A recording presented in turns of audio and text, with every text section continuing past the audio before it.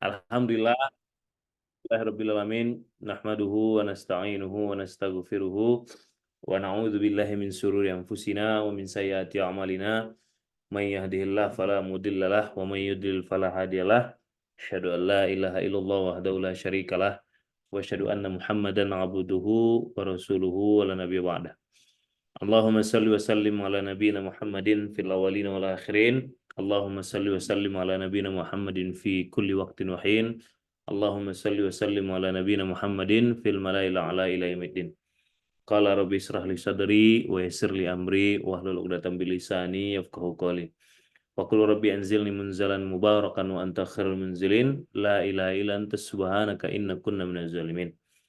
Alhamdulillah, bersyukur kita kepada Allah Subhanahu wa taala.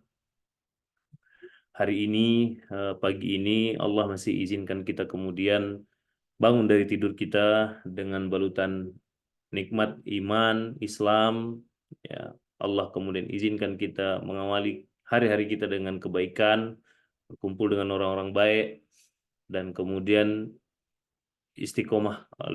diistiqomahkan Allah kita semuanya, mudah-mudahan sampai nanti kita husnul khotimah. Amin amin ya rabbal alamin. Sebentar, ada inbox nih.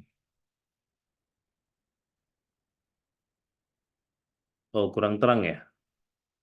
Oke, sebentar.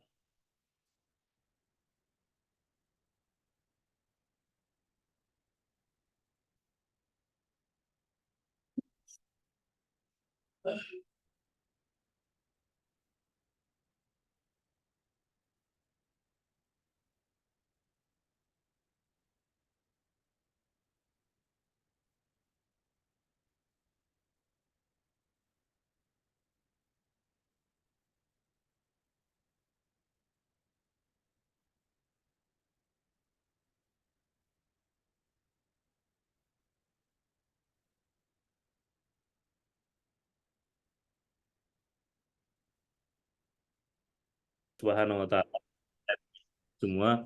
Semoga semua nikmat yang Allah berikan kepada kita pada pagi hari ini, nikmat iman, Islam, istiqomah kita dalam kebaikan, Allah kemudian masih izinkan kita berkumpul dengan orang-orang baik, jalankan kebaikan, membersamai kebaikan. Mudah-mudahan ini nikmat yang kemudian melekat kepada diri kita sampai kita nanti betul-betul Allah hatamkan dari muka bumi ini dalam kondisi husnul khatimah semuanya. Amin. Selanjutnya selalu berikan salam kepada baginda Rasulullah Sallallahu Alaihi Wasallam. Semoga salawat ini menjadi kemudian saksi ya cintanya kita kepada baginda Rasulullah SAW, lantas kemudian dibalas oleh Allah bahwasanya setiap detik yang kita habiskan, setiap aktivitas yang kita jalankan, Allah hitung sebagai bukti ittiba kita ya, mengikutnya kita kepada baginda Rasulullah Sallallahu Alaihi Wasallam, sehingga perjumpaan kita nanti dengan baginda adalah perjumpaan yang kita betul-betul syukuri karena kita termasuk bagian dari umatnya yang berhak diberikan syafaat. Amin amin ya rabbal alamin. Ayo Bunda Bangga semua, Alhamdulillah kita lanjutkan kajian silat otak kita masih dalam rangka kita belajar ba'da subuh begitu ya. Kita rubah dari biasanya Senin malam ya ba'da Isya, Senin malam, Minggu malam ba'da Isya. Coba kita mulai dari pekan lalu ya, kita alihkan menjadi subuh. Semoga kemudian dapat banyak berkah kita di waktu ini. Kenapa? Karena sebagaimana yang saya sampaikan hari seminggu kemarin gitu. Subuh itu luar biasa ya manfaatnya buat kita, manfaat dan keberkahannya buat kita semua. Apalagi nanti setelah kita kajian silat otak ini, masing-masing kita dimanapun berada ya kan, kita lanjutkan dengan sholat 2 rakaat, maka mudah-mudahan itu Allah hitung kemudian bagian dari kemudian ibadah syuruk kita, sehingga kita mendapatkan pahala yang luar biasa, yaitu ya pahala umroh dan haji sempurna gitu ya. Karena kita ba'da subuh kita tidak tidur lagi, kita bermajlis, kita kemudian bermuhasabah ya kan, sama-sama ya mengkaji Al-Qur'an, mengkaji sunnah baginda Rasulullah Sallallahu Alaihi Wasallam. Mudah-mudahan nih ini udah menaik nih. Kalau kemarin 90-an. Nah, ini udah mulai angka 100. Nah, mudah-mudahan pekan depan ke angka normal silat otak. Nah, angka normal silat otak itu kan hampir 200 ya. Nah, kalau normalnya ya. Nah, mudah-mudahan. pekan depan naik ke angka normal. Baik, Ayah Bunda, Bapak semua, 36 ya, 36 hari lagi menuju tamu mulia ya dari 1 bulan dari bulan dalam setahun yang diberikan oleh Allah Subhanahu wa taala kepada kita, yaitu bulan suci Ramadan. Mudah-mudahan Allah sampaikan kita kepada bulan suci Ramadan sehingga kita, dan mudah-mudahan kita termasuk dari orang-orang yang Allah undang di bulan suci Ramadan ya. Dan saya tetap menyerukan ya bahwa saya sebagaimana doa baginda Rasulullah SAW, Allahumma barik lana fi Rajabana wa Sa'ban gitu ya. Wabalikna Ramadan. Maka mudah-mudahan bulan Rajab, bulan Sa'ban ini bulan yang kemudian betul-betul Allah berikan kita keberkahan. Ya, artinya apa? Keberkahan itu kan ziyadatul khair, bertambahnya kebaikan. Nah, jadi yuk kita latihan bertambah baik di bulan Rajab, di bulan Sa'ban. Agar apa? Agar otot kebaikan kita terlatih sehingga ketika kita masuk kepada bulan suci Ramadan, nah, kita betul-betul sudah siap memanfaatkan, memanen. Makanya kata para salafus soleh, bulan Rajab adalah bulan menanam, bulan Sa'ban bulan menyirami atau merawat gitu ya. Adapun bulan Ramadan adalah bulan memanen gitu. Maka hanya orang-orang yang menyiram di bulan Sa'ban dan menanam di bulan Rajab lah yang akan memanen di bulan Ramadan. Yang nggak nanam di bulan Rajab, nggak ada yang dia pelihara, yang nggak ada yang dia rawat di bulan Sa'ban, apa yang mau dia panen di bulan Ramadan? Nah, kalaupun dia panen di bulan Ramadan, panen punya orang kayak ini. Nah, jadi masalahnya nggak bisa ya, masalahnya nggak bisa memanen punya orang di bulan Ramadan. Kenapa? Karena sholat nggak bisa diwakilkan, baca Quran nggak bisa diwakilkan, gitu ya. Puasa nggak bisa diwakilkan, sedekah nggak bisa diwakilkan, ya. Dan seterusnya. Perbuatan-perbuatan baik. In ahsantum ahsantum li anfusikum, kata Allah. Kalau kau mau berbuat baik, maka sejatinya li anfusikum, nafsun-nafsun perbuatan baik itu. Ya kan? Nafsun-nafsun perbuatan baik itu. Nah, begitu juga perbuatan buruk. Wa in asya'tum falaha, sama. Kalau memang kau berbuat buruk, maka perbuatan buruk itu bagi dirimu juga, gitu ya. Nah, jadi perbuatan baik, perbuatan buruk itu nafsun-nafsun, ya, pribadi-pribadi, bunda kakak semua. Nah, makanya saya tidak pernah kemudian risau kalau ada orang berbuat buruk sama saya. Kenapa? Karena nafsun-nafsun itu, ya kan? Perkara nafsun-nafsun. Begitu juga ketika berbuat baik, enggak usah kemudian kita pedulikan orang. Artinya kalau ada orang lihat baru kita termotivasi berbuat baik. Kalau ada kemudian orang yang tepuk tangan baru kita semangat berbuat baik. Kalau tidak ada orang balik kita kemudian berbuat buruk. Jangan. Kenapa? Karena perbuatan baik itu nafsun-nafsun masing-masing, perbuatan buruk juga masing-masing. Ya, jadi tidak ada hubungannya dengan orang lain. Nah, maka kalau kita berbuat baik nggak usah ada hubungkan sama orang lain. Nggak usah dihubungkan sama bos, nggak usah dihubungkan sama ustadz, nggak usah dihubungkan dengan siapapun, gitu ya. Nah, karena ini perkara masing-masing. Maka bunda bangga semua, mudah-mudahan masih ada waktu nih, sebulan lagi lebih kurang, kita manfaatkan persiapan ini yang Allah berikan kepada kita dan sudah dicontohkan oleh baginda Rasulullah SAW agar Ramadan tahun ini Ramadan yang jauh lebih baik daripada Ramadan sebelumnya. Amin, amin ya rabbal alamin. Baik, judul silaturahim kita adalah apa judulnya? Oh, saya nyontek dulu. Apa judul kita tuh? Kenali isyarat cinta dari Allah. Iya. Saya ini kurang romantis orangnya. Jadi kalau judul-judulnya tentang cinta-cinta itu agak lupa. Tapi kalau judulnya tentang azab biasanya ingat saya. Ya kan? Kenali, ya. Kenali isyarat cinta dari Allah. Baik. Ya, hakikat cinta yang sebenarnya, masya Allah. Ngomong cinta kita pagi ini ya. Kenali isyarat cinta dari Allah Subhanahu wa taala, ya, isyarat cinta yang sesungguhnya. Nanti kalau ada tanya jawab boleh ya. Baik, Ayah Bunda Bang Kakak semua.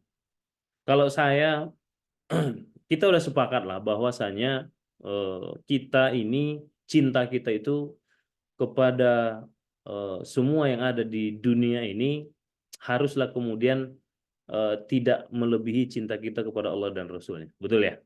Tapi kan itu terdengar indah di lisan, tapi cukup menantang di dalam perbuatan, betul ya? Cukup menantang untuk membuktikan gitu ya, bahwasanya kita memprioritaskan cinta kepada Allah dibanding cinta kepada suami kita, cinta kepada Allah dibanding cinta kepada anak kita, cinta kepada istri kita, cinta kepada orang tua kita, cinta kepada pekerjaan kita, cinta kepada bisnis kita, cinta kepada harta kita, cinta kepada pertemanan kita, cinta kepada lingkungan kita dan seterusnya. Ya kan? Cukup menantang untuk membuktikan.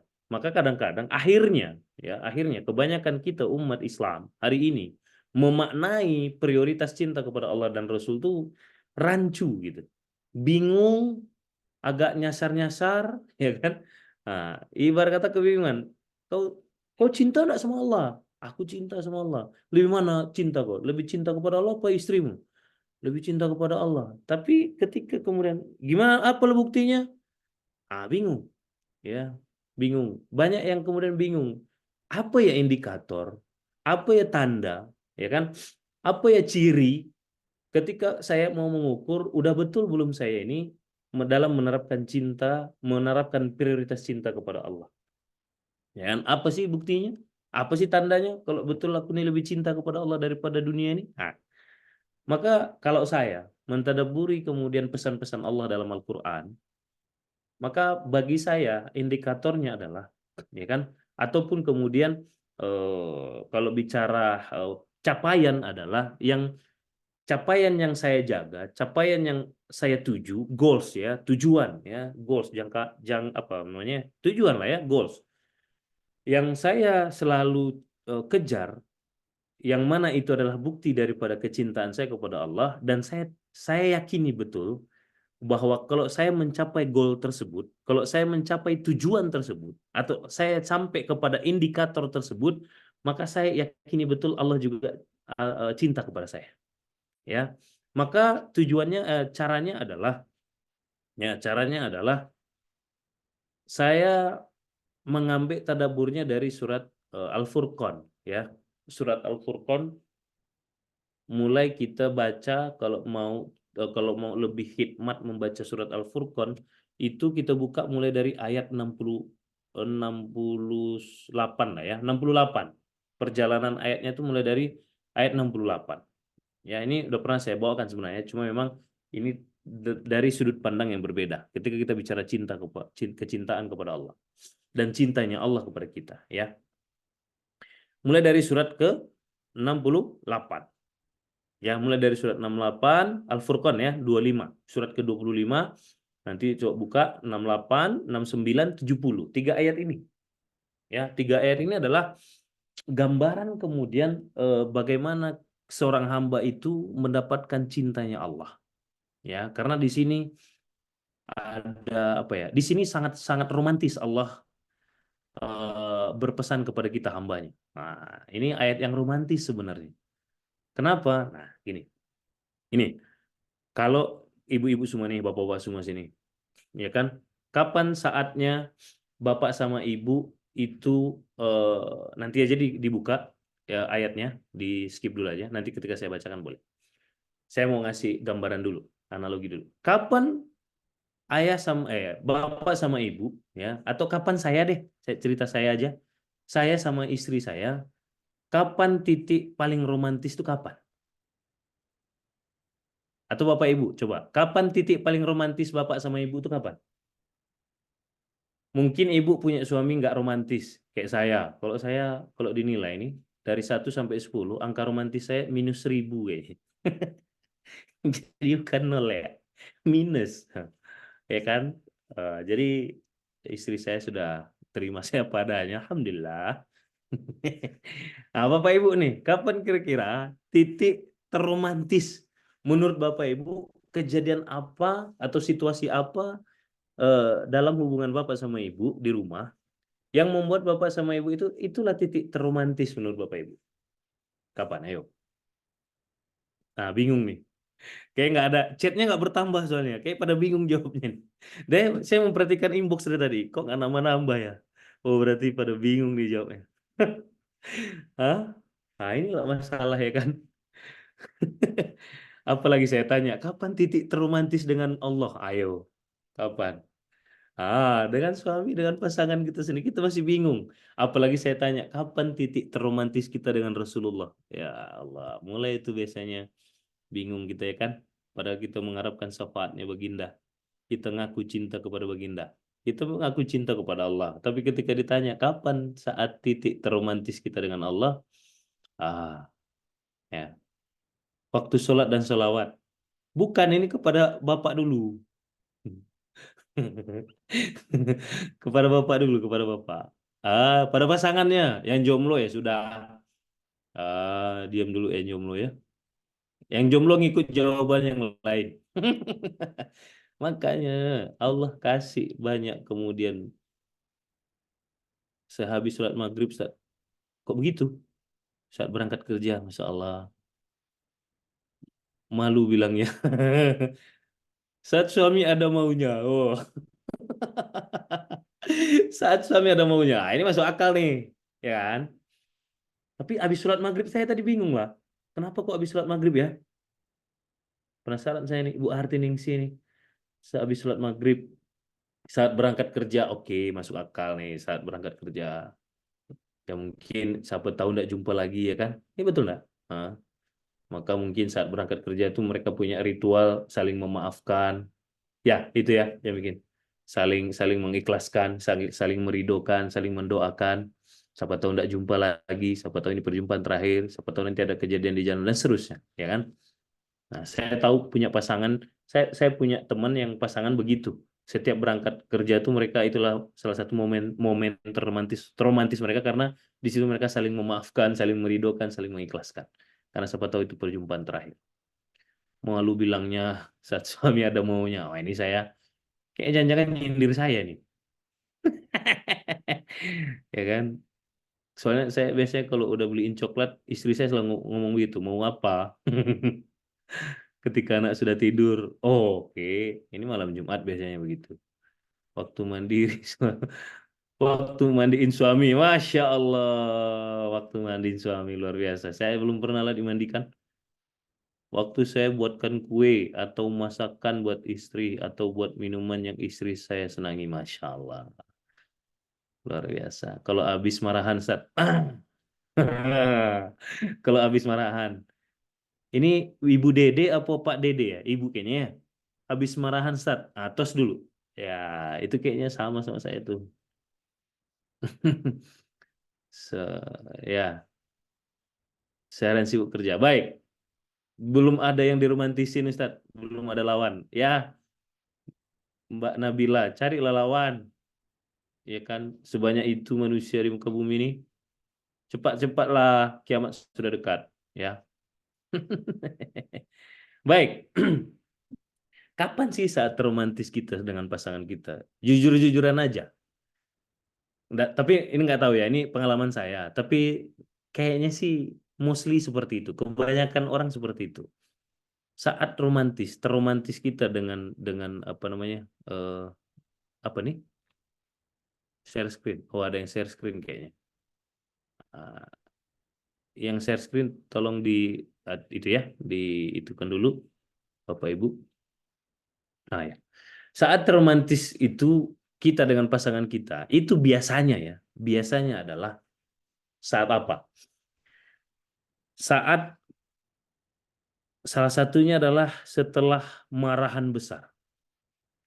Bukan pas marahannya romantis ya, enggak. Kalau pas marahannya mah, Masya Allah, perang dunia. Tapi setelah marahan. Kenapa? Karena setelah marahan itu biasanya apa? Sesi apa tuh setelah marahan?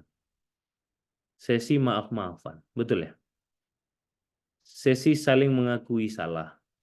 Sesi saling membaca diri. Sesi, karena biasanya di situ berpeluannya itu pakai air mata. Di situ biasanya seorang suami akan mengusap kepala istrinya penuh dengan keikhlasan, ya. Di situ biasanya seorang istri, kalaupun dia meletakkan kepalanya di bahu suaminya dengan penuh ketenangan dan kepasrahan. Kenapa? Karena sesi maaf-maafan. Sesi dua-duanya saling mengakui salah, saling memaafkan dan saling memohon minta diampunkan, ya kan, dan saling kemudian tahu tahu salah, ya, tahu diri gitu ya, sama-sama beristighfar, ya benar Ustaz, setelah bertengkar, nah, baru tuh pada ngomong kan, Ya, saya sama. Setidak-tidak romantisnya saya, ya kan? Nah, itu kalau lagi habis berantem, maka apa namanya sangat-sangat romantis, maafin ayah ya sayang ya, ayah salah, wah gitu kan, ya. Biasanya ngomong sayang tuh kayak seberat itu, kayak berat orang ngangkat barbel ya kan. Tapi kalau habis berantem, saling memohon ampun, saling minta maaf, ngaku salah, berderayan air mata, saling pelukan, saling elus-elus kepala begitu. Ya kan? Maka yang keluar tuh kata-kata baik. Coba diingat deh. Yang keluar tuh kebaikan semua. Ayah yang salah, ayah nggak peka sama bunda selama ini. Bunda udah begini. Pokoknya semua tuh yang baik. Ya kan?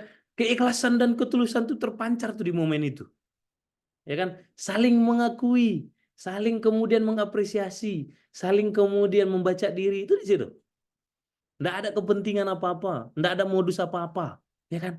Nggak ada karena ada maunya, nggak ada. Di momen itu adalah romantisme tertinggi biasanya, ya, romantisme tertinggi. Ketulusan cinta yang paling murni dirasakan biasanya di situ. Maka kalau pertanyaannya kemudian, lantas kemudian kapan saat romantisnya kita dengan Allah? Dan kapan saat romantisnya kita dengan baginda Rasulullah SAW? Kenapa saya bilang ayat ini, surat Al-Furqan dari ayat 68, 69 sampai 70, ini adalah Allah lagi romantis-romantisnya dengan kita hambanya. Pesan, salah satu pesan paling romantisnya Allah, ya kan? Karena begini, coba kita lihat. Karena di sini, di ayat 68, 69, dan 70 ini kondisi Allah tuh lagi marah-marahnya sama kita. Ya kan? Allah tuh sedang marah-marahnya sama kita. Kita tuh sedang, ini Allah kasih kita gambaran bahwa kita dengan Allah sedang tidak akur, sedang berantem. Selayaknya suami istri lagi berantem tadi, terus kemudian saling memaafkan. Ya kan? Ya. Nah, kok bisa begitu? Kita lihat dari ayat 68-nya. Ya. A'udzu billahi minasyaitonir rajim. Walladzina la yad'una ma'allahi ilahan akhar wa la yaqtuluna an-nafsa allati harramallahu illa bil haqq wa la yaznun. Wa may yaf'al dzalika yalqa athama. Jadi ada tiga pembangkangan, ya. Tiga pembangkangan. Skip dulu ayatnya. Oke. Ada tiga perbuatan kita. Tiga kelakuan kita yang betul-betul membuat Allah murka, yang membuat Allah marah semarah-marahnya. Iya kan? Bukan marah lagi bahasanya, tapi murka kepada kita. Yang pertama apa? Yang pertama adalah ketika kemudian kita mensekutukan Allah. Ketika kemudian kita berbuat syirik kepada Allah. Ini yang membuat Allah murka semurka-murkanya. Ya kan? Maka perbuatan yang pertama apa? Syirik.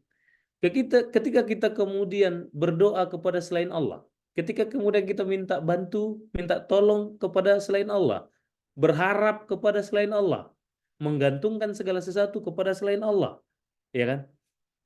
Itu udah syirik namanya. Jadi syirik itu lagi-lagi saya ingatkan, bukan kemudian kita bikin berhala patung di rumah kita lantas itu kita sembah baru dikatakan syirik. Enggak. Kita bergantung kepada bisnis kita itu udah mulai syirik tuh. Kita kemudian berharap kepada orang, baru kemudian setelah itu berharap kepada Allah, itu udah syirik tuh. Seperti yang saya sampaikan pekan kemarin, kita ada pesan dasi kemarin kan? Nah, doa. Kapan kita berdoa? Ketika kemudian semuanya sudah kita lakukan, tapi mentok, baru kita berdoa kepada Allah. Itu namanya menghina Allah, ya kan? Menduakan Allah. Bahkan bukan menduakan Allah lagi, menseratuskan Allah gitu loh. Balik kepada Allah tuh setelah kita coba ini, coba itu, andalkan ini, andalkan itu, udah mentok semuanya, baru ya Allah. Baru begitu, ya kan? Itu juga ada perbuatan syirik. Gitu. Ya, bukan Allah number one-nya, bukan Allah nomor satunya, bukan Allah prioritasnya. Ya kan? Sebelum dia meeting sama Allah, sebelum dia meeting sama rekan-rekan bisnisnya, harusnya meeting dulu sama Allah, kan begitu? Harusnya. Sebelum ya Allah ngadu dulu gitu loh sama Allah. Balik lagi kita sambungkan dengan materi bulan lalu gitu ya. Ngadu dulu kan sama Allah, ya Allah aku hari ini mau meeting nih dengan rekan-rekan bisnisku, ya Allah mau bahas ini, bahas ini, bahas ini, bahas ini. Ya Allah ridho ya Allah, Tetapkanlah kemudian di jalanmu tetap, berikanlah kami ilham, berikan kami ide ya Allah, bimbing kami ya Allah, agar kami bisa kemudian mengeluarkan kemudian keputusan-keputusan terbaik ya Allah. Baru meeting. Nah, itu yang bagus tuh. Enggak kemudian meeting dulu, ya kan, dieksekusi. Pokoknya diandalkan kepintaran, diandalkan kemudian relasi, networking, dan seterusnya. Ya, baru kalau udah mentok, baru kepada Allah. Ini masuk kepada kemudian perbuatan syirik. Dan Allah murka. Itu yang pertama. Ya, syirik. Yang kedua, ya, yang kedua adalah membunuh jiwa-jiwa yang kemudian Allah haramkan untuk dibunuh. Ya, membunuh. Ini salah satu kemudian yang Allah benci. Ya, salah satu yang kemudian Allah benci. Ya, itu yang kedua. Dan yang ketiga yang membuat Allah murka apa? Berzina. Ya, yang membuat Allah murka adalah berzina. Tiga dosa ini, tiga kelakuan ini, tiga perbuatan ini, ya tidak hanya makanya saya bilang tidak hanya membuat Allah kemudian marah, tapi murka. Kenapa? Karena kita lihat di ayat ke-69-nya, ya, saking marahnya Allah, ya, saking murkanya Allah, ya, tidak hanya sekedar mendapatkan dosa. Jadi di surat Al-Furqan ayat 68 kan tadi, maka demi yang bagi mereka itu yang demikian tersebut akan niscaya akan mendapatkan dosa. Tapi nggak cukup mendapatkan dosa. Di ayat ke-69-nya. Makanya saya bilang lagi murka-murkanya Allah nih sama kita. Dan kita sedang tidak akur-akurnya dengan Allah, sedang tidak manut-manutnya dengan Allah. Nah, sedang tidak baik-baik aja hubungannya kita dengan Allah. Di ayat ke-69-nya, setelah kemudian dapat dosa, yudha'af lahul adzab yaumal qiyamati wa yakhlud fihi muhana. Apa artinya nih? Maka setelah dapat dosa, satu dapat dosa. Yang kedua, baginya akan dilipat gandakan azab. Nah, maka tidak cukup dapat dosa, dilipat gandakan azabnya. Oke, jadi nggak cukup dikasih dosa aja kata Allah. Dilipat gandakan azabnya, ya kan? And then kemudian, ya, di hari kiamat kelak, and then kemudian apa lagi? Dan dia kekal dengan azab itu. Wah, udah dapat dosa, dilipat gandakan azabnya, hukumannya, terus dipastikan sama Allah kekal dengan azab itu yang dilipat gandakan tadi. Oke? Berarti itu udah tiga nih ancaman. Terus setelah itu apa? Dan Allah pastikan dia dalam keadaan hina sehina-hinanya. Tuh. Jadi dikasih dosa, astagfirullah, ya. Terus kemudian apa? Dilipat gandakan kemudian azabnya.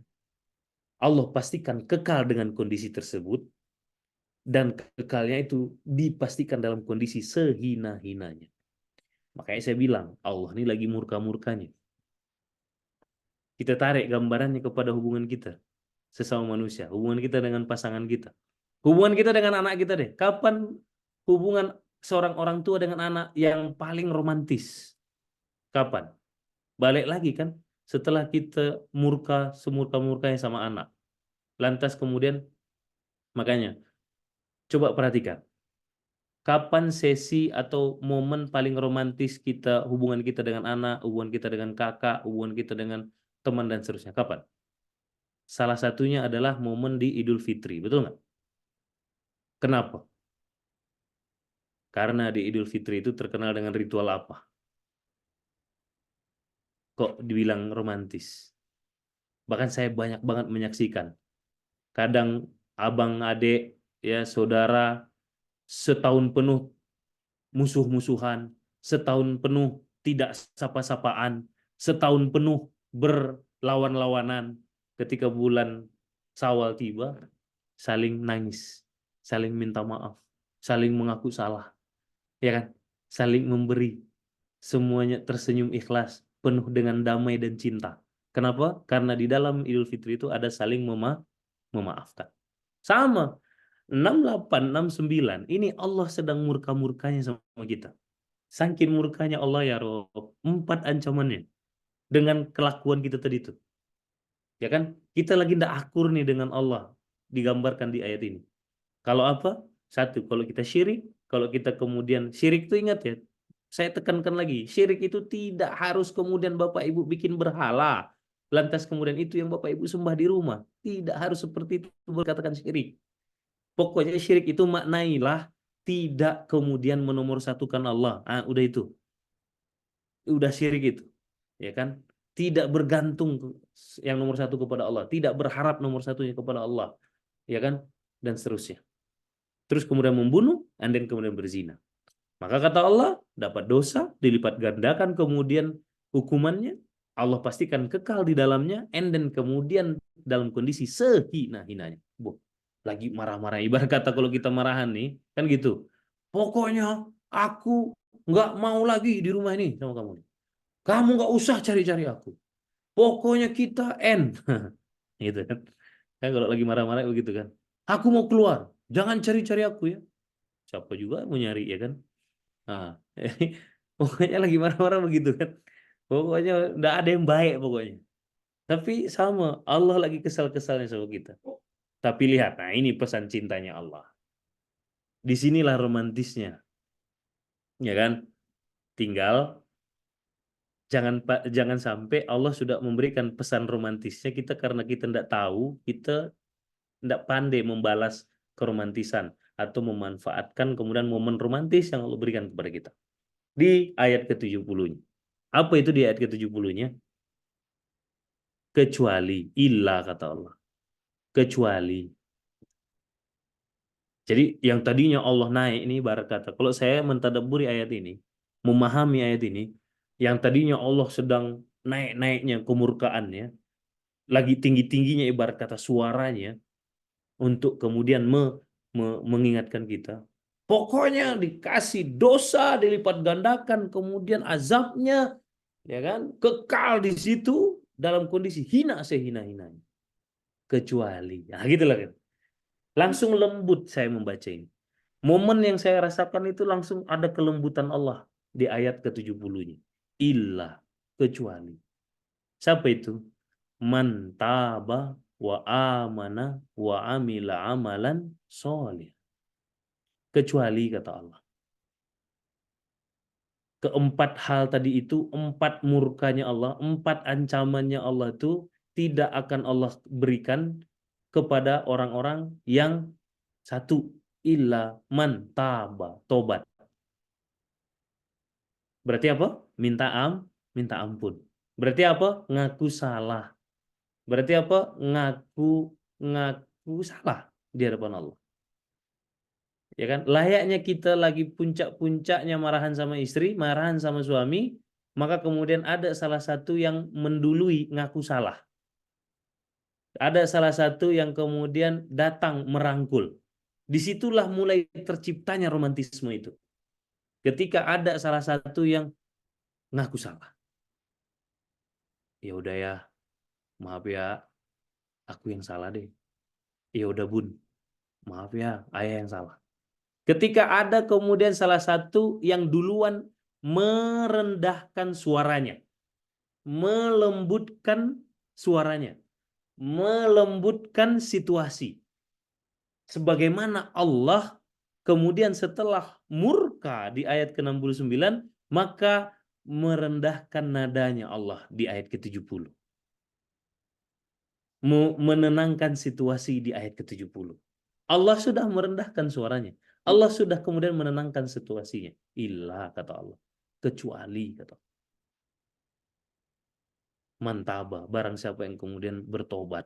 Barang siapa yang kemudian ngaku salah. Barang siapa yang kemudian menyadari perbuatannya. Wa amana, yang terus yang kemudian yang kedua, dan beriman kepadaku. Tobat, kemudian beriman, terus wa amila amalan solih. Dia buktikan tobatnya, dia buktikan kemudian keimanannya dengan amila amalan soleh. Beramal soleh. Berbuat baik. Ya, jadi kecuali yang tiga ini kata Allah. Maka apa janjinya Allah? Lihat, disinilah kemudian pesan cintanya Allah. Sebagaimana kita setelah baikan dengan pasangan kita dari marahan tadi, biasanya misalnya saya nih, habis marahan, so genting-gentingnya sama istri saya. Habis itu maafan. Setelah maafan, nangis, ngaku salah, rangkul-rangkulan, ya kan? Nah, mesra-mesraan lah pokoknya. Terus biasanya istri saya ngomong gini, ayah lapar enggak? Oh, aku mau bikinkan nasi goreng. Nah, biasanya saya bilang apa? Boleh bun, plus teh manis ya. Mulai melunjak saya tuh biasanya. Ya kan? Kenapa? Karena biasanya di momen apa sih? Hmm? Karena biasanya Karena biasanya di momen itu, saya minta banyak pun, istri saya pasti kabulkan biasanya. Betul nggak? Bapak Ibu nih, habis marahan nih, ya kan? Lagi marahan, semarah-marahnya, terus maafan. Di momen maafan itu biasanya apa aja dikasih nggak sebenarnya? Ya, Bapak minta Ibu kasih, Ibu minta pun Bapak kasih biasanya, ya kan? Dan biasanya di situ cepat banget akur. Maksudnya bersepakat tuh cepat banget. Biasanya, oh iya, Bapak mau masak apa? Kita makan apa, Pak? Bapak tuh pengen bakso ya, Bun. Oh gitu. Sebenarnya Bunda mau mie ayam. Oh ya udah, nggak apa-apa, mie ayam aja. Terus Ibu bilang apa? Ah nggak apa-apa, bakso aja ya, nggak apa-apa. Nah gitu, cepet, gampang banget berdamai di situ tuh. Iya kan? Iya. Di momen itu tuh lagi romantis-romantisnya. Cinta itu lagi di pucuk-pucuknya. Ibarat kata kalau ada alat pengukur, iya kan? Indikator tangki cintanya itu lagi full gitu. Ya kan, I love you full tuh, lagi I love you so fullnya begitu. Jadi gampang banget sepakat, nggak ada perdebatan, adem, ya kan, seia sekata. Ah, ya biasanya sama. Lihat di sini Allah bercerita kepada kita. Illa man taba wa amana wa amilan soleh, kata, kecuali kemudian orang yang bertobat dan terus kemudian beriman, dia buktikan tobat dan imannya dengan beramal soleh. Maka apa balasannya Allah kasih? Wah, double-double Allah kasih. Apa kata Allah? Faulaika, maka mereka-mereka itu yubaddilullahu sayyiatihim hasanat. Allah ganti. Bukan Allah timpakan ya. Allah ganti. Ini contoh, saya kasih contoh ya. Nah, ini kan saya di meja makan ya. Ini ada, anggaplah ibarat kata ini keburukan kita. Oke, ini keburukan kita. Nampak? Ini keburukan. Nampak? Nampak ya? Oke. Terus kata Allah, kalau kita kemudian bertobat, kita kemudian beriman, kita kemudian beramal soleh, yubaddilullahu sayyiati hasanat. Ini sayyiat, dosa, keburukan.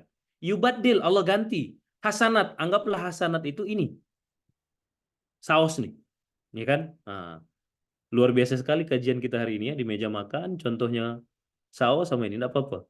Kita ini kan keluarga besar ya, maklum aja. Ah, yuk. Sayiatim ini sayiat, ini hasanat. Maka definisi cara kita memahami ayat ini adalah Allah ganti kemudian sayiatihim hasanat. Masih kelihatan kemudian sayiatnya? Masih kelihatan keburukannya? Masih kelihatan?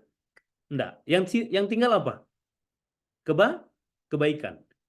Begitu janjinya Allah. Jadi bukan ditimpa, bukan yubadil kata Allah, diganti. Berarti yang tadinya buruk diganti jadi baik. Yang tadinya yang kelihatan keburukannya, Allah pastikan yang kelihatan cuma kebaikannya. Yang tadinya masih ada keburukan, Allah pastikan yang ada cuma kebaikan. Beda. Kalau ditimpa, maka aku timpakan keburukan mereka dengan kebaikan, maka begini.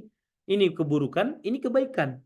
Ditimpa, masih ada keburukannya, masih kelihatan dikit-dikit. Tapi ini enggak. Redaksi Allah sangat indah di sini. Diganti kata Allah. Ini buruk, aku ganti dengan yang baik. Sehingga yang buruknya sama sekali tidak melekat lagi, tidak ada lagi. Itu janji yang pertama Allah. Yubaddil. Allah ganti semua keburukan-keburukan dalam kehidupan kita. Hasanat. Hasanat itu bukan satu, banyak, jamak. Berarti Allah ganti banyaknya keburukan-keburukan dalam hidup kita dengan hasanat, dengan banyaknya kebaikan-kebaikan. Oke. Terus yang kedua, yubaddilullah sayyiati hasanat wa kanallahu ghafurur rahima. Dan sungguh Allah Maha Pengampun dan lagi Maha Penyayang. Maka ayah bunda bang kakak semua, ya kan? Rumusnya agar kita mendapatkan cintanya Allah dan cara kita mengenali isyarat cinta dari Allah. Begini. Tias apa? Tias. Kalau kemarin dasi, sekarang kita pastikan kita hamba yang tias. Apa itu? Tobat, iman, amal soleh. Inilah isyarat kemudian romantisme cinta dari Allah Subhanahu wa Ta'ala. Maka kita pastikan kita orang yang senantiasa bertobat. Maka balik lagi, dalam dasi kemarin ada tobat. Apa itu? Ampunan. Pasti kita pastikan 1000 kali minimal kita beristighfar minta ampun kepada Allah. Ya kan? minta ampun kepada Allah. Ya. Terus kita pastikan kemudian kita iman. Dalam dasi kemarin itu apa iman tuh? Nah, sama dengan I-nya, ingat kepada Allah. Apa-apa tuh Allah, apa-apa tuh Allah, bergantung kepada Allah, jangan syirik kita. Dapat kemudian rezeki, alhamdulillah. Dapat musibah, innalillah. Melihat sesuatu yang luar biasa, masya Allah. Takjub kita sama sesuatu, subhanallah. Berjanji kita dengan orang, insya Allah. Ya kan? Mengawali sesuatu, bismillah. Selesai kita dari sesuatu, alhamdulillah.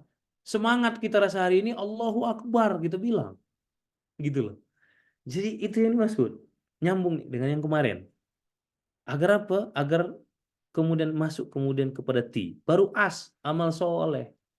Banyak-banyak kita berbuat baik. Jangan, makanya hashtag kita kan selalu. Saya itu sering pakai hashtag jangan bosan jadi orang baik. Kenapa? Karena itulah kemudian cara mendapatkan cinta daripada Allah Subhanahu wa taala. Inilah isyarat cinta dari Allah. Dan ini ayat yang saya bilang, ayat yang sangat romantis. Mulai dari 68, 69. Jadi 68 langsung begini loh. Titiknya itu tuh Allah marah ya kan, Allah ingetin ya kan. Terus Allah murka, and then kemudian Allah kasih tahu, Allah kasih ampun, Allah kasih clue ya kan. Baru di situ Allah kasih maaf, adab gitu. Inilah ayat-ayat yang kemudian ada cintanya Allah di situ, Ibu Nabang semua. Tapi hanya buat siapa? Buat mereka-mereka yang tias, tobat, iman, amal soleh. Karena gini, dengan mendapatkan ampunan Allah lah, maka kita bisa mendapatkan segala-galanya. Betul nggak? Contoh nih, ibu, bapak. Kapan bapak sama ibu mengabulkan permintaan anaknya? Ketika bapak sama ibu memaafkan kesalahannya.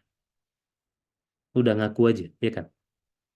Buktinya, sering nggak kita ancam anak kita dengan hadiah? Kok bahasanya diancam? Iya kan? Itu diancam namanya. Kau semester ini pastikan hasil UAS-mu di atas 8 ya. Kalau di atas 8, mama kasih nanti hadiah. Nah, itu kan ngancam namanya. Bukan menjanjikan namanya itu. Ngancam namanya itu. Maksudnya apa? Kalau nggak di atas 8, awas kau ya murka nanti mama nih. Kan gitu. Ya kan? Maka dia anak itu akan berusaha mendapatkan angka 8 itu. Ketika dapat angka 8 itu, murkanya ibu nggak ada. Murkanya bapak nggak ada. Marahnya ibu nggak ada. Marahnya bapak nggak ada. Yang ada adalah hadiah. Betul ya? Sama. Ketika murkanya Allah nggak ada, ketika kemudian marahnya Allah nggak ada sama kita, untuk kita, maka yang ada itu adalah hadiah. Maka itulah kemudian romantisme kita dengan Allah. Makanya saya tanya, kapan titik terromantis kita dengan Allah? Kapan titik terromantis kita dengan baginda Rasulullah SAW? Titik terromantis kita dengan Allah, Bapak Ibu, ketika kita berderayan air mata minta ampun sama Allah. Titik terromantis kita dengan Allah adalah ketika kita berderayan air mata bersolawat dengan Rasulullah. Itu titik terromantisnya. Titik terromantis kita itu adalah ketika dalam sujud kita berderayan air mata sama Allah, ya Allah, ampun ya Allah. Ah, itu titik terromantisnya Bapak Ibu. Sebagaimana kita berderayan air mata, saling memaafkan dengan pasangan kita. Maka cinta dari Allah itu akan terasa ketika kita sudah sanggup, kemudian ketika kita sudah sanggup sama kita histeris menangisnya minta ampun sama Allah, sebagaimana kita histeris minta maaf kepada pasangan kita ketika habis berantem, Bapak Ibu. Maka ketika masih keras hati kita, ingat dosa di sujud kita di hadapan Allah, kita ingat semua dosa kita, belum sanggup kita meneteskan air mata. Jangan-jangan kita belum betul, masih di lisan saja mendefinisikan cinta kepada Allah. Jangan-jangan kita masih cinta palsu yang kita kirim kepada Allah. Jangan-jangan dan jangan-jangan. Maka ya Bunda Kakak semua, Begitulah pesan romantisme yang Allah banyak kirimkan dalam Al-Quran. Yang salah satunya kita bahas pada pagi hari ini. Kalau kita kemudian mau mengenali isyarat cinta dari Allah, ini isyarat cinta dari Allah. Coba lihat, saking murkanya Allah kepada kelakuan kita. Tiga dosa besar tadi yang Allah sangat-sangat murkai. Tapi asalkan kita tobat, mengimani Allah, beramal soleh, Allah bukakan pintu maaf, dan tidak hanya sekedar pintu maaf dan pintu ampun, Allah kasih kita imbalan yang sangat luar biasa. Apa itu? Allah kemudian lenyapkan keburukan dari kehidupan kita, Allah ganti dengan yang baik-baik. Luar biasanya cinta Allah kepada kita. Cuma kadang-kadang kita enggak apa ya, enggak peka, enggak paham gitu loh. Di mana letak cintanya Allah tuh? Di mana kemudian bagaimana mendefinisikan cintanya kita kepada Allah? Maka kalau hari ini masih enggan lisan kita beristighfar, jangan bilang kita cinta kepada Allah. Masih enggan kita kemudian menomorsatukan Allah, jangan bilang kita cinta sama Allah. Masih enggan kita kemudian membersamai hal-hal baik,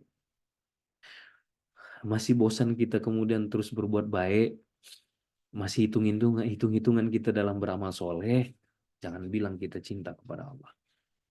Karena itulah isyarat cinta dari Allah. Ya, isyarat cinta dari Allah itu apa? Hai bunda bang kakak semua, tias, taubat, iman, amal soleh. Mudah-mudahan kita semua masuk kepada barisan hamba-hamba Allah yang Allah betul-betul ridho menanamkan cinta dalam hati kita, cinta kepada Allah, cinta kepada Rasulullah, dan Allah mampukan kita memaknai cinta yang sebenarnya kepada Allah dan Rasulullah. Dan yang paling penting adalah Allah istiqomahkan kita menjaga cinta kita kepada Allah dan kepada baginda Rasulullah Sallallahu Alaihi Wasallam. Itu aja ya Bunda yang bisa saya sampaikan di pemaparan materi ini. Yang lebih pasti datang dari Allah, yang kurangnya itu sudah pasti datang dari saya. Maaf tadi agak agak telat mulainya. Begitu, saya tutup sementara dulu materi saya dengan alhamdulillahirobbilalamin. Nah, saya kembalikan kepada MC kalau ada satu dua pertanyaan boleh. Tafadhol.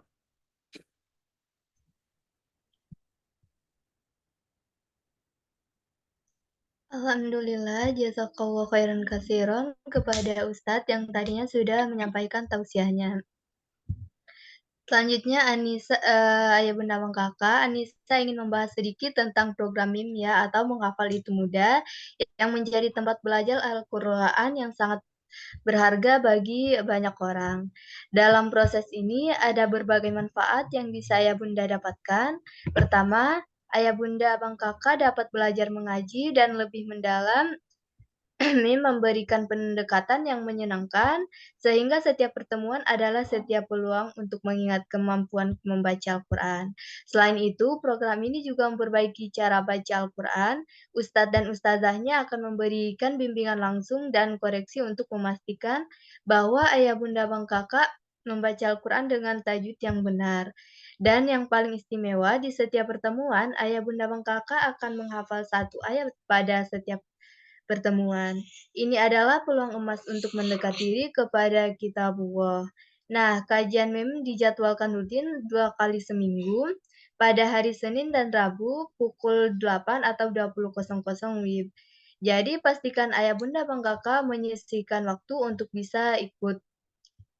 Jika ayah bunda bang kakak merasa tertarik dengan program ini, meraih manfaat dalam program menghafal itu mudah, Anissa mengajak ayah bunda, bang kakak untuk serta mendaftar. Hubungi nomor admin masing-masing ya. Mari bersama-sama mengisi waktu dengan kebaikan dan mendekat diri kepada Allah melalui program MIM atau menghafal itu mudah. Masuk ke acara selanjutnya yaitu sesi tanya jawab. Baik ayah bunda bang kakak, karena masih ada waktu, Anissa akan membuka sesi tanya jawab yang akan dijawab oleh langsung Ustadz Beben Wahyudi. Ayah bunda abang kakak yang mau bertanya boleh ditulis di kolom komentar atau dinyalakan audionya.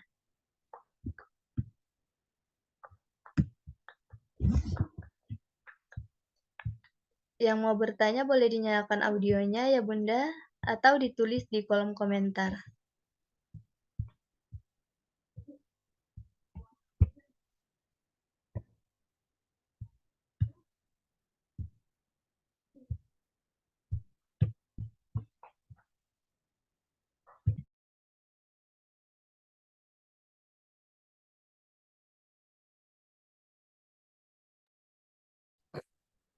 Ada pertanyaan? Kayaknya nggak ada pertanyaannya. Semuanya pengen buru-buru udahan ini kayaknya mau maafan sama pasangan masing-masing kayaknya nih pagi ini nih. Mau buru-buru nyalim bapak, nyalim ibu kayaknya nih ya. Masya Iya. Allah. Bapak Ibu, saya juga sekaligus umumkan ya, kita kan di bulan Februari ini kita ada very very long weekend ya. Bukan long weekend lagi, tapi very very long weekend. Mulai dari kalau nggak salah tanggal 8 ya, hari Kamis ya Isra Mi'raj. Nah, Kamis, Jumat, Sabtu, Minggu ya. Nah itu 4 hari itu kita di pondok tuh di Masjid Muslim Bilioner ada acara Fantastic Camp namanya ya bersama saya. eh, Bersama saya dan santri. Nah, itu nanti boleh Bapak Ibu yang masih bingung liburan kemana, khususnya Jabodetabek mungkin yang masih terjangkau, ataupun di luar Jabodetabek, pengen rihlah begitu, memanfaatkan momen liburan ini bersama anak-anak begitu, bersama suami, bersama anak-anak, bersama keluarga. Nah, boleh ngecamp ya di MB Camp, Muslim Billionaire Camp di kawasan Pondok Syahdu tempatnya. Mudah-mudahan nanti juga ada agenda yang bermanfaat lah ya buat Bapak Ibu. Kita main panahan bareng, kita macam-macam lah ya, berbikuan bareng malam-malamnya sambil kemudian mengkaji. Mengkaji bagaimana mengkaji lebih dalam isyarat cinta dari Allah. Nah, boleh tuh. Nah, kalau mau berderayan air mata bersama pasangannya dengan saya, ayo di Fantastic Camp ya. Jadi monggo silakan. Tanggal 8, tanggal 9, tanggal 10, tanggal 9. 4 hari. Ada 3 momen ya, tapi satu malam. Jadi ini udah masuk batch 4, batch 4-nya 8 ke 9, batch 5-nya 9 ke 10, batch 6-nya 10 ke 11. Satu malam. Begitu ya. Andai kata di Jatim. Walah, Jatim mah dekat. Naik kereta aja sampai Gambir. Nanti kita jemput. Begitu ya, Masya Allah. Itu yang saya, karena belum ada pertanyaan, saya iklan ya. Kita liburan di pondok, di Masjid Muslim Bilioner. Begitu. Kalau nggak ada pertanyaan, nggak apa-apa, jangan dipaksakan. Mungkin kayaknya dari wajah-wajahnya pengen segera jumpa dengan pasangannya masing-masing. Yang jomblo gimana Ustadz? Kau perlu bantal guling yang erat. Ya. Kau bilang sama bantal guling tuh, maaf ya, aku belum bisa menghadirkan sosok yang ini di sini gitu ya. Ini ya, izin lihat Ustaz, ini Ustaz ya, apa mau ke dapur? Oh iya siap. Mengandung bawang. Oh iya. Ya, kita pastikan hari-hari kita terus mengandung bawang, khususnya di hadapan Allah ya. Sudah Ketika, ada pertanyaan, Ustadz? ketika hati merasa berpaling karena kesal dengan pasangan, tanda tanya. Maksudnya, apa yang harus saya lakukan? Gitu, Kak Bu? Ketika hati merasa berpaling karena kesal dengan pasangan. Nah, belum ada pertanyaannya. Sudah Assalamualaikum. ada, Ustadz. Oh, ada nih. Jika Allah sudah mengampuni seseorang karena sudah taubat, tapi kita sebagai manusia belum bisa memaafkan, gimana sikap kita semestinya? Oke. Ini maksudnya kayaknya ke sesama manusia kayaknya ya. Jadi manusia punya salah sama kita.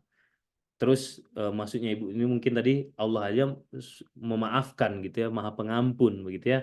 Tapi ketika Allah sudah mengampuni, and then tapi kita nih sebagai manusia belum bisa memaafkan, bagaimana kita harus berbuat? Begitu. Nah, Allah Maha Pengampun. Maka dengan sifat Maha Pengampunnya Allah itu mudah bagi Allah untuk memaafkan dan mengampuni hambanya yang mau berminta ampun kan begitu. Sedangkan kita manusia, ya hamba yang lemah, banyak salah, hilaf dan juga kemudian banyak kurangnya ini, memang terkadang ada poin-poin yang membuat kita tuh dia udah bertobat, dia udah berubah, dia udah kemudian tidak mengulangi perbuatannya, dia udah semakin soleh. Tapi karena saking dalamnya efek perbuatan dia ke kita sebelum dia berubah nih, kita masih sulit kemudian untuk memaafkan dia, betul ya? Bagaimana kita harus bersikap? Coba kita lihat bagaimana kemudian baginda Rasulullah SAW ketika apa namanya, ketika memaafkan Wasi. Tahu Wasi siapa? Budak yang kemudian menombak Hamzah alaihissalam, Hamzah radhiyallahu anhu, pamannya Rasul, ya, yang diperintahkan sama Hindun waktu itu, betul ya? Nah, waktu itu singkat cerita, Wahsy datang ke Madinah setelah Fathul Makkah. Di Makkah Wahsy sembunyi karena malu, karena takut campur aduk. padahal dia pengen sekali bersyahadat, ya kan, dia pengen sekali kemudian bersyahadat di hadapan Rasulullah. Tapi setelah baginda Rasulullah balik lagi ke Madinah, baru dia sanggup, baru dia keluar dari persembunyian dia. Lantas dia kemudian bicara ke teman-temannya, dia mau ini, maka teman-teman bilang, udah datangilah ke Madinah. Muhammad pemaaf, gitu kan. Muhammad akan memaafkanmu, wahai Wahsy. Maka Wahsy memberanikan diri datang ke Madinah. Sesampai di Madinah, Wahsy kemudian menghadap baginda Rasulullah SAW, ya kan? Lantas Wahsy kemudian bersyahadat, ya, menyatakan keislamannya. Lantas Rasulullah SAW setelah menerima syahadatnya Wahsy, lantas Rasul kemudian bertanya, gini, coba ceritakan kepadaku secara detail kejadian kemudian meninggalnya pamanku. Maka diceritakan sama Wahsy secara detail, karena Rasul pengen diceritakan secara detail apa yang dia lakukan, bagaimana dia menombak, bahkan kemudian Wahsy berkata bahwa paman Rasulullah adalah seorang pejuang yang sangat luar biasa, bagaimana kemudian ketika tombaknya Wahsy melekat kemudian di jasadnya Hamzah, tapi Hamzah tetap bergerak, Hamzah tetap menebas, bahkan Hamzah hampir membunuh Wahsy kalau kemudian Hamzah tidak duluan tersungkur gara-gara tombak tadi. Diceritakan detail. Di situ kemudian Rasul kemudian makin kagum dengan keberanian Hamzah, begitu ya, dengan perjuangannya Hamzah. Tapi tetap luka mendalam itu ada. Sampai kemudian apa kata Rasulullah? Wahai Wahsy, engkau sudah bersyahadat, aku doakan yang terbaik buat engkau, dan aku sudah memaafkan engkau. Tapi boleh enggak saya minta tolong? Tolong selama saya hidup, jangan kemudian sering-sering nongol di hadapan saya, menampakkan diri di hadapan saya, karena itu sangat membuat saya kemudian teringat kembali kepada kelakuanmu kepada Hamzah, dan itu membuat saya marah, dan itu membuat saya sedih.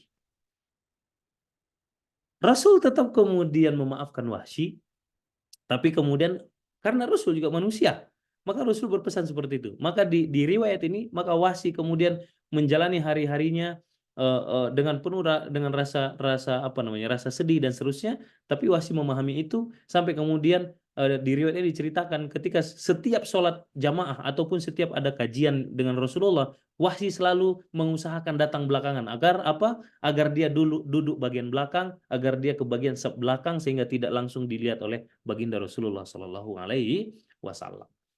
Maka secara tuntunannya boleh kok, kita manusia. Kalau memang kita belum sanggup memaafkan, jadi kata-katanya bukan belum sanggup memaafkan, kita harus memaafkan. Rasul memberikan kita contoh, kita harus memaafkan. Tapi kalau kemudian setiap melihat dia, luka kita masih basah, luka kita kemudian terungkit ini kembali, kita belum mampu kemudian untuk benar-benar melupakan, boleh kita menghindar. Maka itu tidak kemudian dikatakan sebagai memutus silaturahim. Sebagaimana Rasulullah SAW terang-terangan minta, jangan dulu ya Wahsy, karena kalau setiap melihat engkau itu mengungkit sedihku dan membuatku marah lagi kepada engkau, padahal engkau adalah bagian dari sahabatku, begitu. Begitu ya Bunda kemudian. Jadi memaafkan itu harus, walaupun harus dipaksakan kita untuk memaafkan, ya. Dan ketika kita masih memaksakan diri memaafkan seseorang, maka kita harus memaafkan dia berkali-kali, ya kan? Dan it's okay untuk kemudian apa? Untuk menjaga jarak dengan dia. Misal, kalau dia ngajak ketemu, enggak apa-apa kita bilang, ntar dulu deh kita cari alasan biar nggak ketemu dan seterusnya, gitu kan? Dengan alasan apa? Daripada, ya, menghindar dulu, enggak apa-apa. Itu boleh-boleh saja. Begitu ya. Tapi kata-kata belum sanggup memaafkan itu yang enggak boleh. Rasul sedih mendengar kita kalau kita ada statement belum mampu memaafkan. Kita harus memaksa diri untuk memaafkan orang lain. Bahkan kalaupun itu berkali-kali. Yang boleh kita lakukan adalah menjaga kemudian agar kita tidak teringat masa lalu, kita menjaga jarak dulu kalau memang kita belum mampu. Begitu ya. Ada lagi? Ada Ustadz dari Bunda Hartiningsih. Bagaimana ya Ustadz, kami bertengkar tapi tidak ada kata saling memaaf, tidur besoknya bisa biasa saja. Baik. Nah, ini tadi karena belum ada kemudian yang mau mengalah untuk merendahkan suara. Ingat ya, Allah tadi lagi murka-murkanya nggak sama kita? Murka loh Allah itu sama kita dengan 3 dosa tadi. Murka enggak? Murka. Tapi di ayat ke-70-nya nggak sampai ada jeda ayat loh. Nggak ada sampai jeda 2-3 ayat dulu baru Allah kemudian menurunkan nada. Enggak. Setelah murka di ayat ke-69, langsung Allah turunkan nadanya di ayat ke-70. Allah saja begitu, masa kita enggak? Kalau kita memang mau dapatkan cintanya Allah, maka kita tirulah Allah. Ya kan? Nah, jadi jangan anggap itu sebuah biasa. Kenapa? Karena kebiasaan itu yang akan membuat kita mati rasa. Hati kita makin keras, mati rasa. Mati rasa tuh gimana? Sebenarnya lagi nggak baik-baik aja, tapi dia sepertinya baik-baik saja. Psikopat tuh. Hati-hati. Ya kan? Mati rasa. Maka ayah bunda sama kakak semua, mari mulai dari sekarang. Buat saya itu orang Batak. Empati kan ada talent mapping namanya. Talent mapping tuh ngetes kepribadian gitu. Empati saya tuh nggak ada empati gitu. Saya tuh basicnya orangnya. Tegaan saya tuh orangnya. Ya kan? Udahlah basicnya orang Batak, keras, dididiknya saya keras. Ya kan? Kehidupan saya keras. Ya, udah gitu ketika dicek talent mapping saya itu empatinya nggak ada gitu kan. Nah, harmoninya nggak ada, jadi saya tuh kerja di tengah kerusuhan bisa aja gitu, karena saya bukan orang yang harus harmoni baru bisa kerja, enggak gitu. Tapi tadi nggak bisa kita bersembunyi di balik itu gitu, ya kan. Kita harus belajar untuk menjadi orang yang apa namanya, orang yang duluan menurunkan suara, orang yang duluan datang. Karena apa? Karena kita betul-betul pengen dapat cintanya Allah gitu. Bukan sekedar cintanya pasangan kita. Kita mau dapat cintanya Allah gitu. Nah, justru ayo awali Bapak Ibu ya. Nah, siapa tadi Bu Hartining sih ya. Ah, udah mulai dari hari ini kalau memang terjadi lagi bertengkar, ayo Ibu duluan. Ibu duluan ya. Ibu duluan yang merendahkan nada. Ibu duluan yang ngalah. Ibu duluan yang datang. Maaf ya Pak, maaf ya Bi, maaf ya, ya apapun lah, maaf ya sayang, apapun lah, maaf ya Bang, nah, apapun lah sepanggilannya kan, aku salah, gitu. Karena sekeras-kerasnya laki-laki, mungkin karena saking belum terbiasanya, nggak langsung di saat ibu minta maaf langsung kemudian bapak luluh, mungkin enggak. Mungkin dia akan tinggalin dulu ibu di rumah. Udah, aku mau pergi, dia ke warung kopi misalkan. Tapi yakinlah, fitrahnya manusia, ya kan? Fitrah, yakin kepada fitrah. Makanya iman kepada Allah. Di dalam perjalanan dia, di setiap tegukan kopi dia meratap dalam hati itu. Membayangkan ibu yang datang tadi ke dia meminta maaf. Ibu yang duluan menurunkan nada. Walaupun suara ibu yang paling keras tadi ketika berantem gitu. Jadi karena itu fitrahnya manusia. Itulah yang Allah kemudian ajarkan kepada kita dalam Al-Quran. Dan itu yang Allah contohkan. Kan begitu. Dan contohnya Allah tidak akan pernah salah. Itu ya Bu ya. Ada lagi? Ada Ustadz, pertanyaan terakhir. Betul. Apa iri dengan seseorang termasuk syirik kepada Allah? Oke. Iri kepada orang, apakah termasuk syirik kepada Allah? Iri itu iri apa dulu? Misalnya, saya nengok sahabat saya, bisa istiqomah dia sholat tahajud. Iri saya, baguslah. Ya, iri positif gitu. Duh, iri pengen kayak dia bisa istiqomah dalam kebaikan. Boleh. Tapi kemudian ada teman baik-baik aja sama pasangannya, gitu kan. Terus kita iri. Tapi irinya tuh iri yang alah. Itu bukan iri namanya lagi itu. Dengki. Hasad. Nah, itu udah masuk kepada penyakit hati. Itulah yang akan membuat kita tidak akan mendapatkan cinta dari Allah Subhanahu wa taala. Kenapa? Karena dengki, hasad, ya kan? Itulah yang akan membuat hati kita makin keras. Kerasnya hati tak akan bisa kemudian mendapatkan lembutnya cinta Allah. Ya. Nah, jadi jangan. Tapi selama itu untuk kebaikan, bagus. Jadi itu motivasi gitu. Ya, jadi itu motivasi. Dia kok bisa ya akur sama pasangannya. Mereka kok bisa ya romantisnya itu sering ya. Nah, datangi dia, aku iri sama kamu tuh, mau belajar dong, apa sih rahasianya dan seterusnya. Ya. Nah, jadi jangan kemudian karena dengki. Kalau dengki enggak boleh. Itu yang membuat hati kita nanti keras. Ketika hati keras, jauh kita dari cintanya Allah. Begitu ya. Sip. Kalau ada lagi pertanyaan, silakan nanti di capture para teman-teman CS ya. Nanti dijawab lagi di grup, ada grup khusus ya. Grup yang memang untuk follow up pertanyaan-pertanyaan yang belum terjawab di sesi Silatota ya. Baik. Itu paling dari saya, Ibu Nama Kakak semua. Sekali lagi saya umumkan yang belum ada jadwal tujuan destinasi liburan, yuk liburan di Masjid Muslim Bilioner ya. Kita liburan sama-sama di sana, fantastic camp, ngecamp, seru di sana ngecampnya bersama santri, bersama saya. Nanti kita barbekyuan bareng-bareng, tahajud bareng-bareng, dan juga ngaji bareng-bareng, seru-seruan bareng lah. Main KMB farm bareng-bareng, ya kita panen ikan bareng-bareng, asik tuh. Di kolam kita, panahan bareng-bareng. Mudah-mudahan airnya lagi, debitnya lagi besar, kita bisa body rafting bareng-bareng. Kalau memang udah mungkin. Alamatnya di mana Ustadz? Coba di-share alamatnya, alamat Masjid Muslim Milioner ya, di kawasan Masjid Muslim Milioner. Jadi bagi ayah bunda, bang kakak yang belum pernah ke masjid, kita bersama, masjid kita yang kita perjuangkan sama-sama nih, ini mungkin momennya Bapak Ibu ke sana, sekaligus tamasya, sekaligus liburan. Sip, begitu ya. Thank you Bapak Ibu semua. Mohon maaf sekali lagi, segala yang baik datangnya dari Allah. Ada biayanya Ustadz? Ada biayanya.